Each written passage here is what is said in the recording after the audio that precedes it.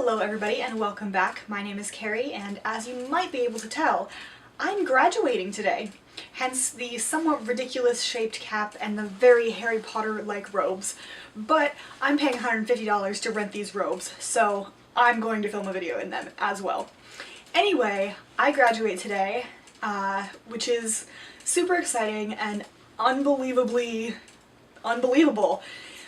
And because of that, I decided that I was going to make a video about books written by lawyers or about lawyers throughout history, because I'm graduating from law school. The first book is one that I read rather recently, and it was actually recommended to me by my dad, and that is The Whistler by John Grisham. This is a story about two lawyers who are trying to take down a circuit court judge who is on the take from a tribal casino. There was a lot of really good Indian law.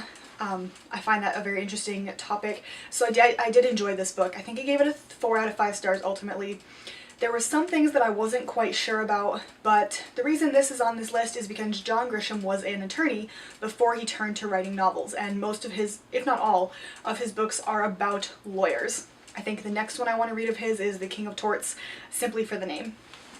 Next I have Utopia by Thomas More. This was published in the 1540s. Thomas More was one of Henry VIII's really close friends until Henry beheaded him, and he was also a humanist and a philosopher, an incredibly religious man, and an attorney.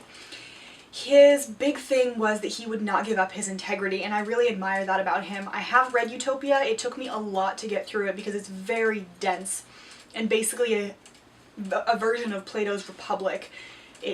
I want to reread it because I think I'd get more out of it now. But if you really like that kind of stuff, the dense philosophical conversation, it's a fantastic book. Next, keeping with the Tudor theme, I have Thomas Cromwell by Tracy Borman. Thomas Cromwell also ended up beheaded. Thomas was just a really unfortunate name to have in Henry's time, I think. But Thomas Cromwell was also an attorney. He also rose to great heights during Henry VIII's reign. He was the Lord Chancellor, if I remember correctly, and I don't know much about him except that he was also an attorney and also lost his head.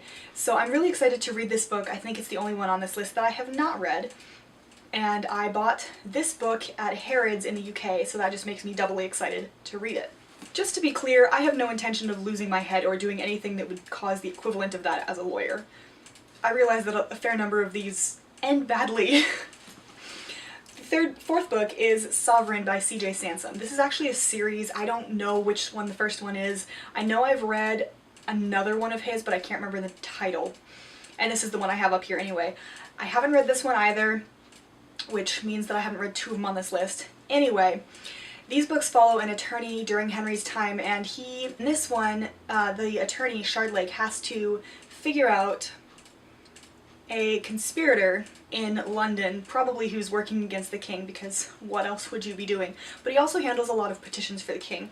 I remember reading the one previous to this and really enjoying it, but I haven't read this series for several years yet. I'm excited to get back into it and to read a fiction about a lawyer from Henry VIII's time.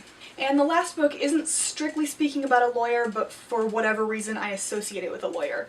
I read this actually during my 1L year of law school, so maybe that's why. But that is A Burnable Book by Bruce Holsinger. This is set in the 1400s, and Geoffrey Chaucer has to find this book that contains more or less the formula for taking down the monarchy. Clearly the monarch doesn't want that book to get out because no monarch wants to be taken down, and when they do get taken down they tend to lose their heads. Anyway, I really enjoyed this book. This was an absolute title buy. I couldn't resist a burnable book, and I loved it. It was just an amazing read. And when I say Geoffrey Chaucer, I do mean Chaucer as in Canterbury Tales. At any rate, I gave this one a 5 out of 5 when I read it. Loved it.